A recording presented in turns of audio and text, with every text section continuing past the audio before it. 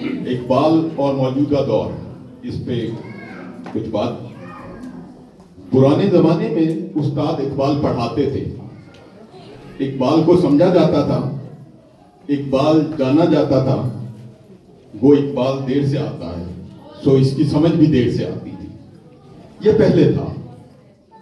بعد میں معاملہ اقبال سے اقبال بانوں کی طرف چلا گیا، پھر اس میں سے بھی اقبال گم ہو گیا اور صرف بانو رہ گئی، اور مغربی فلموں کا اثر بڑھا تو بانو بھی بدل کر بیگ ہو گئی۔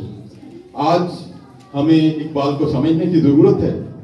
پاکستان ایسوسی ایشن آف ویسٹرن آسٹریلیا اور آپ سب ادب نواز جو یہاں بیٹھے ہیں مبارک کے مستحق ہیں کہ اس دیار غیر میں اردو کا پودا لگائے ہیں، اور آسٹریلیا کا بر اعظم کہ جہاں پانی کی کمی ہے یہاں اردو کے پودے کی پال پوس کوئی آسان کام نہیں۔ گلشن اردو میں اقبال ایک تناور درخت ہے، ایسا درخت کہ جس کا سایہ پیغام خود ہی دیتا ہے، اس کے نیچے بیٹھ کر تھکے ہارے تازہ دم ہو جاتے ہیں۔ ایک بلبلہ زندہ ہوتا ہے، خود ہی رگو پیر میں دوڑتی ہے، اور سب سے بڑھ کر زندگی گزارنے کے ڈھنگ کا پتہ لگ جاتا ہے۔ اصول زندگی اور سفر حیات کے درست قوانین کا علم ہو جائے تو سختیاں تو آتی ہیں مگر حتمی کامیابی لکھتی جاتی ہے۔ خواتین و حضرات، اقبال تناور درخت ہے جس کی شاخوں پر پرندے چہچہاتے ہیں اور پیغام زندگی دیتے ہیں۔ بلبل اور جگنو کا مکالمہ ہوتا ہے جو بے شک بچوں کے لیے نظم ہے، یہ مکالمہ وقتی ہے مگر پیغام ابدی ہے، اور قطع نظر عمر ہم سب کے لیے ہے کہ ہیں وہی لوگ جہاں میں اچھے آتے ہیں جو کام دوسروں کے۔ اسی درخت پر ایک مکڑے نے مکھی کو اپنے جالے میں پھنسانے کے لیے خوشامد کا جال بنا اور کہا 100 کام خوشامد سے نکلتے ہیں جہاں میں، اور پھر مکھی کے ساتھ وہ ہوا جو بچوں سے لے کر بڑوں سب کے لیے ایک سبق ہے کہ جو آپ کی سیڑھی پہ چڑھا پھر نہیں اترا۔ اور اسی درخت کی گلہری نے پہاڑ کو بتاتے بتاتے ہم سب کو کائنات کا راز بتلا دیا کہ نہیں ہے چیز نکمی کوئی زمانے میں، کوئی برا نہیں قدرت کے کارخانے میں۔ اور اسی درخت کے پاس ایک بکری نے اپنے سے بڑے رتبے والی یعنی گائے کو یوں سبق دیا تھا کہ آخر میں گائے بھی کہہ اٹھی، یوں تو چھوٹی ہے ذات بکری کی، دل کو لگتی ہے بات بکری کی۔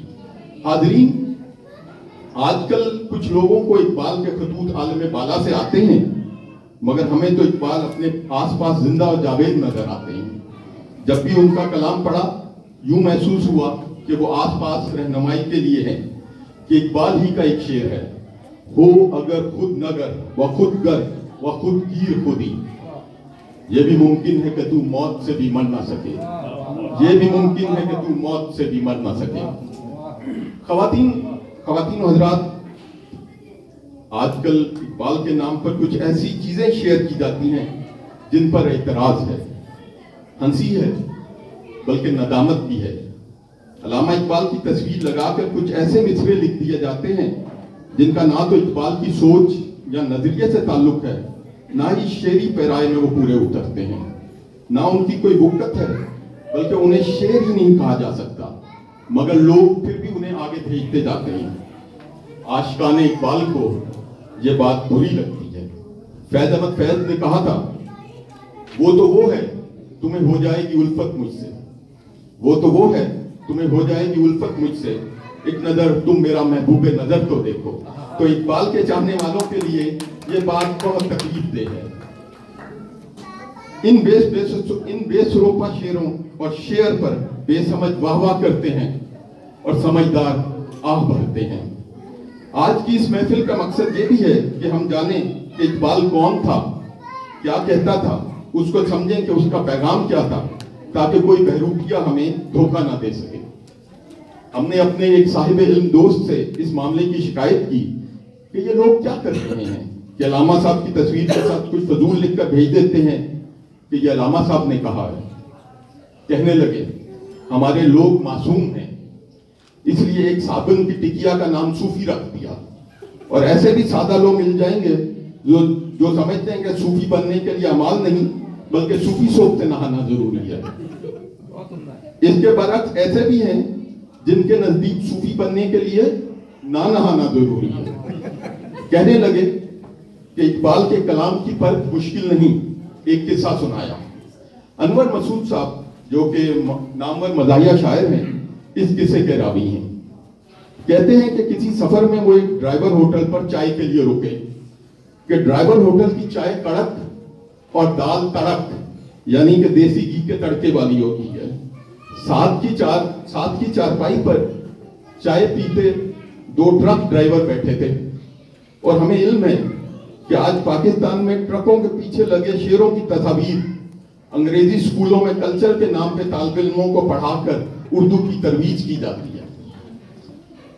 एक ड्राइवर ने दूसरे ड्राइवर को कहा, असलम, अल्लामा इकबाल दा शेर सुन, तुम दिए बाद मुखालिफ से ना घबराए उकाब, ये तो चलती है तुझे ऊंचा उड़ाने के लिए। मुखातिब ड्राइवर ने कहा, नहीं, ये अल्लामा इकबाल का शेर नहीं है। पहले ने पूछा, ये कैसे हो सकता है, इस शेर में तो औकात है और सो ये इकबाल ही का शेर है। दूसरे ने जवाब दिया, बेशक औकात इस शेर में आया है कि तुम दिए बाद मुखालिफ से ना घबराए औकात। तो लगता यह है कि इस शेर में जो औकात है वो घबराया हुआ है, और इकबाल का औकात घबराया नहीं होता, उसका शाहीन तो बहादुर होता है। सो हाज़रीन महफिल जान लीजिए, अगर आप कोई शेर में जरा सी भी कपकपाहट पाए और पैगाम घबराया हुआ हो तो ये इकबाल का शेर नहीं हो सकता। यही मेरे आज के बयान का सबक है कि हम जान लें कि इकबाल ने कहा था, शाहीन कभी परवाज से थककर नहीं गिरता, पुरदम है अगर तू तो नहीं खतरा उफ्ता। आप और मुझे जिंदगी में सख्त मुश्किलात से वास्ता पड़ा है और आगे भी पड़ेगा। इकबाल का पैगाम हमें इन हालात से बहादुरी का मुकाबला करने का सबक देता है। आपकी तवज्जो का बहुत शुक्रिया। मैं अपनी बात का इख्तिताम इस पे ही करता हूँ। शुक्रिया।